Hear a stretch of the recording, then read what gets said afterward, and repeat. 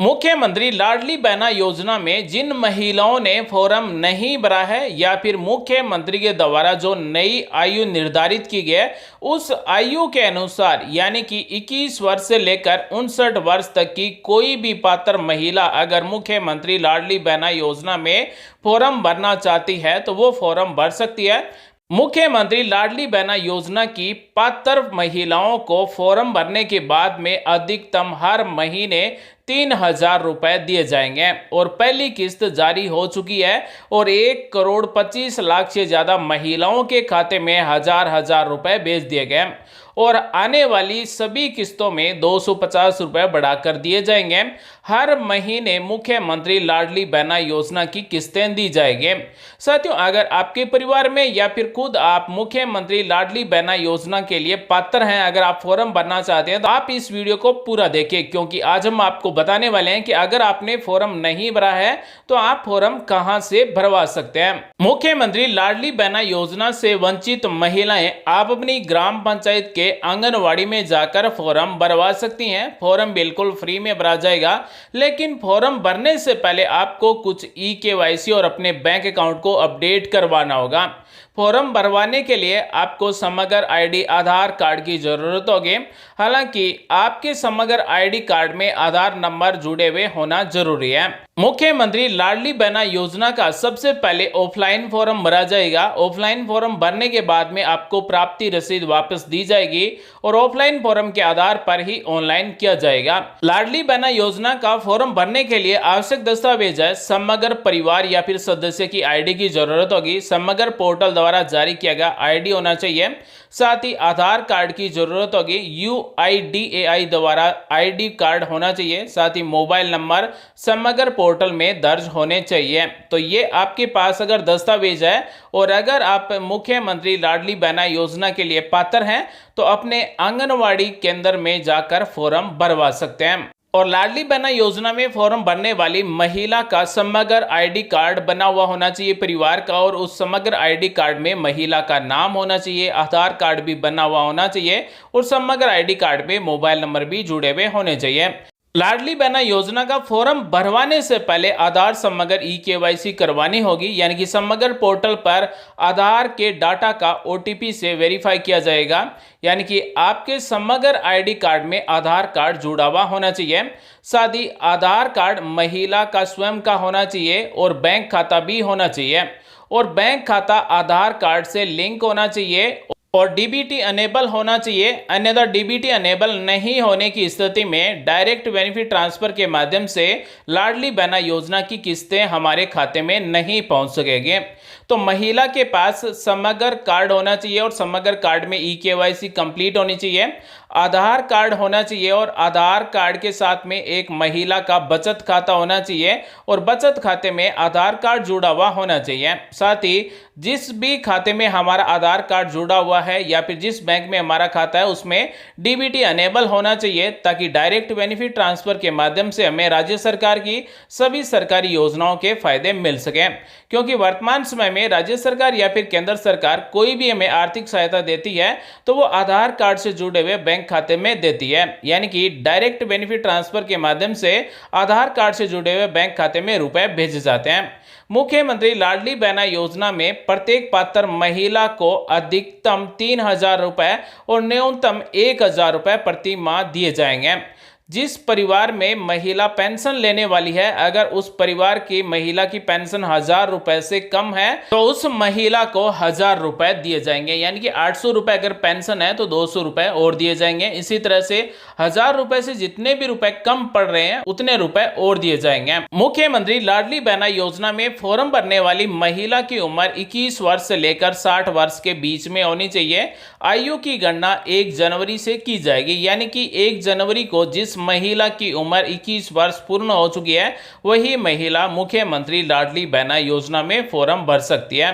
मुख्यमंत्री लाडली बहना योजना को जारी करने का उद्देश्य है महिलाओं के स्वावलंबन एवं उनके आश्रित बच्चों के स्वास्थ्य एवं पोषण स्तर में सतत सुधार बनाए रखना है। साथ ही महिलाओं को आर्थिक रूप से अधिक स्वावलंबी बनाना है। परिवार स्तर पर निर्णय लिए जाने में महिलाओं को प्रभावी भूमिका को प्रोत्साहित करना इस मुख्यमंत्री लाडली बहना योजना का मुख्य उद्देश्य है।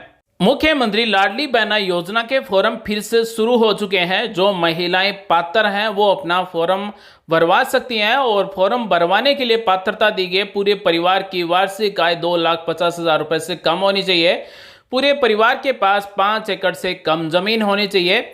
महिला की उम्र 21 वर्ष से लेकर 60 वर्ष के बीच में होनी चाहिए। परिवार में किसी के नाम कार, जीप, ट्रैक्टर नहीं होना चाहिए और परिवार में कोई भी आयकर दाता नहीं होना चाहिए। यानी कि घर में कोई भी अगर इनकम टैक्स देने वाला है तो अपात्र है, अगर 5 एकड़ से ज्यादा जमीन है तो अपात्र है। घर में किसी के भी नाम से कार, जीप, ट्रैक्टर है तो अपात्र है और पूरे परिवार की वार्षिक आय अगर 2,50,000 रुपए से ज्यादा है तो अपात्र है। जो महिला पात्र है वो अपने आंगनवाड़ी में जाकर फॉर्म भरवा सकती है और लाडली बहना योजना के अंतर्गत हर महीने 1,000 रुपए से लेकर अधिकतम 3,000 रुपए प्रति माह लाडली बहना योजना में ले सकती है। मुख्यमंत्री लाडली बहना योजना के अंतर्गत अगर आपको महीने के 1,000 रुपए मिलते हैं तो साल के एक महिला को 12,000 रुपए मिलेंगे। अगर किसी महिला को महीने के 3,000 रुपए मिलेंगे तो साल के 36,000 रुपए मिलेंगे। जैसे ही मुख्यमंत्री लाडली बहना योजना में फॉर्म भरवा देंगे तो उसके बाद में आपको अंतिम सूची में नाम चेक करना होगा। यानी कि हमारा नाम अंतिम सूची में होने पर ही हमें मुख्यमंत्री लाडली बहना योजना के अंतर्गत हर महीने रुपए दिए जाएंगे। इसके लिए हम cmladlibehna.mp.gov.in ये ऑफिशियल पोर्टल ओपन करेंगे। यहाँ पर हमें एक ऑप्शन मिलता है अंतिम सूची, इस पर हमें क्लिक कर देना है। जैसे ही हम इस पर क्लिक करेंगे तो इस तरह से एक नया पेज ओपन हो जाएगा।